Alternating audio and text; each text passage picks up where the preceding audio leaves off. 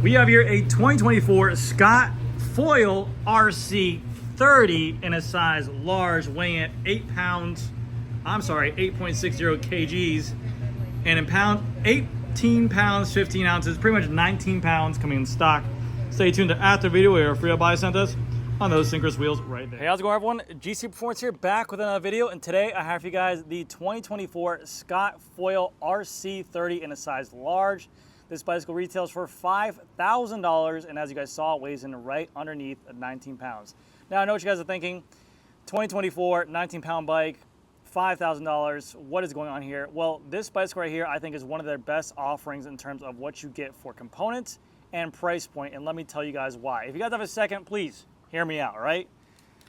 This is the exact same frame that you're gonna get throughout the entire Scott Foil lineup, except for the Ultimate. The Ultimate is a $15,000 bicycle that has a different carbon fiber layup. So just to let you guys know, this Scott Foil RC30 is the exact same frame you're gonna get on this frame, their RC20, their RC10, and their RC Pro. So on a $9,000 bike, you're gonna get the exact same carbon fiber layup, just with some different component changes, wheel changes, and maybe handlebar changes on there as well. But this thing's starting off at $5,000 is an extremely good deal because the Scott Foil RC frame set alone is $4,600. Now granted, that's the HMX SL, and basically what that means, people usually get lost in the sauce or lost in confusion between carbon layups. They're like, oh, is there that much difference, that much crazy? Really, it comes down to just weight. It's gonna be maybe 100 grams lighter here or there. Maybe they use obviously a different layup, but they're using a little bit different carbon layup to make a better stiffness to weight ratio. So the bicycle is obviously gonna be lighter, but they're saying that the stiffness to weight ratio is gonna be stiffer because of the weight is a little bit lighter on there. Now, $4,600 for a frame set or $5,000 for a complete bicycle. And again, you can only get that HMX SL carbon fiber on the $15,000 bicycle. So in theory, if you wanted to for this bike right here, you could buy this bicycle because this paint job is one of their nicest paint jobs I think that they have to offer. It's a matte silver with this kind of speckled lime green on here, all the way down. The color is beautiful. I think it's definitely one of their nicest color frames they have to offer for sure. You can buy this bicycle for $5,000 with a SRAM Rival electronic wireless group set, 12 gears in the rear, 2 in the front, that does its job. It's a workhorse. Yeah, it's a little bit heavy, but it works really, really well. And when you go through the SRAM lineup on there, it's literally the exact same shifting stuff inside of it. It's just gonna be the hardware that changes out. But you can get this bicycle for $5,000. And then you can literally sell off what you want to. You know, you could take the wheels, put them as trainer wheels, or throw them away if you want to. Take the group set that retails for $1,600. Let's say you didn't want that, you wanted something lighter. You can go ahead and sell that for $1,000. Let's just call it what it is, because obviously marketplace used stuff, people don't want to buy it for what it's worth. And then you can go ahead and buy your own Ultimate bike. You could buy the one-piece Scott wheels that are $5,000. Again, go figure. Their wheels are $5,000 for a wheel set or $5,000 for a complete bike. And then you can go get a Durace kit or a SRAM Red kit for $4,000. So right there you got $9,000. And then also the one-piece carbon bar and stem as well. And you can basically get the frame color of your choosing on there. It's really, really a good deal in terms of maybe you're just getting into the sport. Maybe you want to take the next step up. Maybe you're already in the sport, you're looking for an upgrade.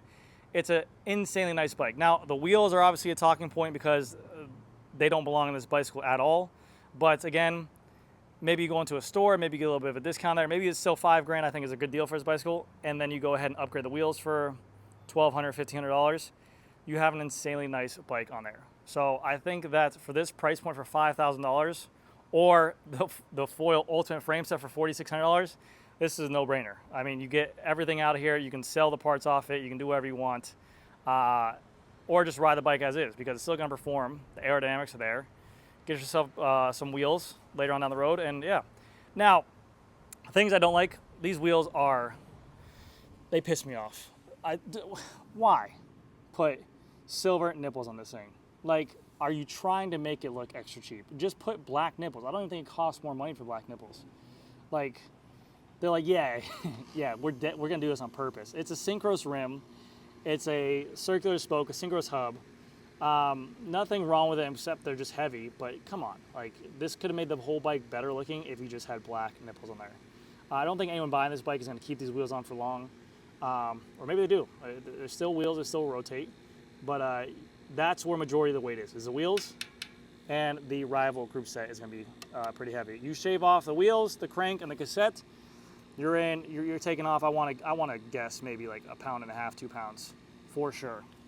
So without further ado, let's go into the entire bicycle breakdown, and let's show you guys what you get for $5,000. So starting off with the cockpit on here, you're getting the synchros stem and synchros bar on here. It comes also with their synchros tape. This is a size large, so you're getting a size 100 stem on there. The cables are ran underneath the stem, down into the front of the spacers, and into the frame where they're internally ran to the front disc brake and then to the rear disc brake as well. You can lower the stem spacers as well if you wanted to get a better fit without cutting it. You don't have to bleed anything. You just have to put circular spacers on top of the fork steer as well.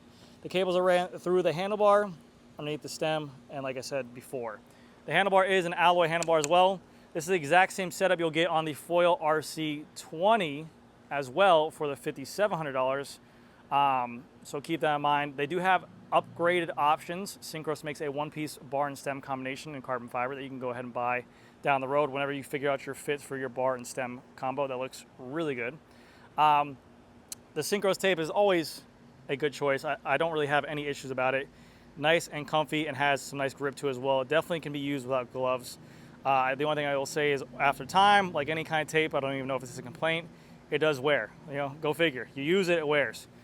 For the group set on there, it's a SRAM Rival shifters, 12 in the rear, 2 in the front, a 24-speed group set. It's a wireless electronic group set, hydraulic disc brakes as well, but still a workhorse of a group set. It works really, really good.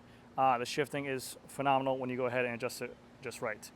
Going down to the head tube on here, we have this massive carbon fiber head tube utilizing the UCI 3-to-1 rule to go ahead and make this Scott Foil one of the nicest aerodynamic bikes out there on the market. From aesthetics wise, I still think Scott Foil is one of the top tiers in terms of aesthetics for an aero bike. Scott Foil is doing it right. They took some characteristics from the S5 of the rear and they just did their own thing in the front, and I think it looks to die for. It's a beautiful looking bicycle. Front fork, we go down, we have a nice looking front fork on here with the paint scheme that follows throughout the bike and that hyper green and that kind of matte black on there as well. For the wheels, like I said, these are a Scott synchros wheel. I don't even know the brand of them. It's just a base model synchros wheel with an alloy spoke and silver nipples. You do have their own synchros hub in there. Again, nothing crazy. Probably stainless steel bearings inside of there, which is pretty cool. And then for the tires, you get on there a heavier tire as well, a Schwalbe 1S that I'm not even sure are tubeless. These are a tube-only tire, so you will have to upgrade these by themselves. And this one feels kind of skinny. I think this is like a 26 for a tire on here. So yeah, tube-only tires, so you do have to upgrade this for tubeless as well. But again, like I said, the wheels are definitely the weak point on this bicycle. Rotor is a 160 millimeter in the front, and then a SRAM Rival disc brake caliper right here as well. But here on the non-drive side, you get a good look at this frame of where the beauty is. And then that RC30 logo right there with the belly of the bike, the bottom bracket area. Look how much carbon fiber is there. Again, utilizing the UCI rule. There's so much carbon fiber here to just kind of fill this void of this free space. You know, obviously, if you had a complete solid wall here, it would be way more aerodynamic. But Scott's doing its best to go ahead and close this gap, close that gap to close up as much gap as you can in the middle of that frame to really make it aerodynamic. Scott still uses their BB86 press fit bottom bracket, so has a SRAM Dub BB86 press fit bottom bracket on there. I think the whole industry has gotten better. I said this before with making straight circular holes all the way through. There was a time there for a while where companies were just making bikes that weren't aligned properly, but I think companies have definitely done better with quality control, and thanks to the YouTube community, especially Hambini and Big Torque, they have been held accountable to that, and I really haven't had any issues with bottom brackets lately. Synchros water bottle bolts for the down tube. These are a T25. Synchros bottom bolt water bottle bolts for the Seatpost tube. Again, T25. You have the UCI sticker right here, and you have a sticker here that we're definitely going to peel off for the customer. SRAM Rival crank for this bicycle. It comes equipped with a 4835 tooth chainring. This bicycle, this crank is power ready. It does not come with a power meter, but it is power ready, so you can go ahead and equip a $200 power meter upgrade for a SRAM Rival that takes a AAA battery. You have a SRAM Rival front derailleur with a battery right here, a SRAM Rival chain, and then you go to the back, you have a SRAM Rival cassette as well, which looks to be a 1030, which I like to see. I like to see a foil bicycle, a aero flat bicycle, come equipped with a bigger chainring, come equipped with a smaller cassette. I think it only makes sense. And we see this with other companies with their endurance bikes coming equipped with a smaller chain wheel and a larger cassette. So obviously they're playing to the strengths of the bike where they think this can be utilized at. We have a nice little chain catcher right here so that way you don't scratch and drop a chain right there. You also have a SRAM Rival rear derailleur that has its own separate battery pack, and these battery packs are changeable from the front to rear. Just in case you get lazy and you forget to charge your batteries, you can take one off, get in the gear you like, and put it to the front if you needed to while riding. For the rear, we have a exact same wheel as the front, a synchronous rear wheel, alloy nipples, and nipples. And then there's synchronous hub as well. Again, the exact same tube, only tire, Schwalbe S1 tire, which looks to be a little bit fatter. And I said this because of the fact that Scott is one of those companies, I think it's one of the only companies that does this for their foil, to compensate for the vertical compliancy, because aero bikes are always known to be a little bit more rough or rigid of a ride because of the fact that these are much thicker tubes. They don't have as much give when riding. It's a much thicker Seatpost on here, so you're not going to get that kind of that compliant give from the Seatpost.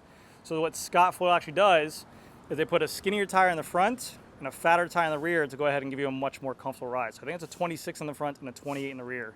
The bicycle is capable of taking up to a 30C tire as well. Come on over this side, the non-drive side with me over here, guys. We'll walk on here. Come on, come on. We have here a 160 millimeter SRAM Rival rotor with, again, this SRAM Rival disc brake caliper. You have a Scott Synchros tool that is really attached to the through axle here. And on the end of this tool, it has a T25, so you can go ahead and remove your water bottle cages. Or if you get into a crash and your handlebar or your stem moves, you can go ahead and adjust your stem to go ahead and straighten it back out while riding, which is always nice. That is going to do it. Oh, wait 1 second, guys. We're going to go up to this seat post on here because this is one of the coolest seat posts out there. Again, like I mentioned before, foils, or not foils, but aero road bikes in general have that bad rap of not the most vertical compliant bikes. So Synchros had this in mind when making this bicycle. This is a 3-post seat post on here. You have an internal seat post wedge to go ahead and tighten this up, but you can see here you have 1-piece, 2-piece, 3-piece. This right here is just a place saver for a light that you can pretty much put a proprietary light, which I love. I think more companies should do a proprietary light for their seat post because of the fact that it cleans up this rear seat area. It cleans up this. No one wants rubber O-rings going around there. It's only $30 by Scott. And you make me look stupid on camera, huh? We fucking rehearsed this in the back.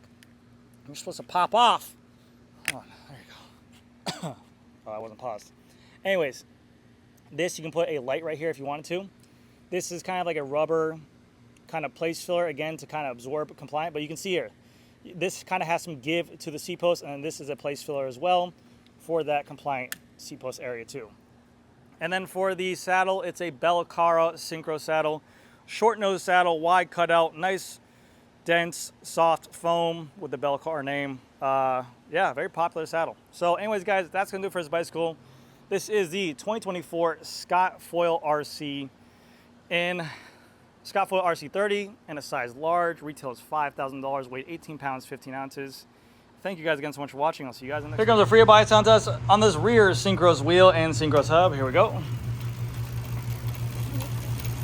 That dork disc is for you guys. That will come off eventually. Not a bad Freehub body on there. Definitely a 3-paw system. But anyways, guys, that's going to do it for this video. Thank you again so much for watching. I'll see you guys in the next one.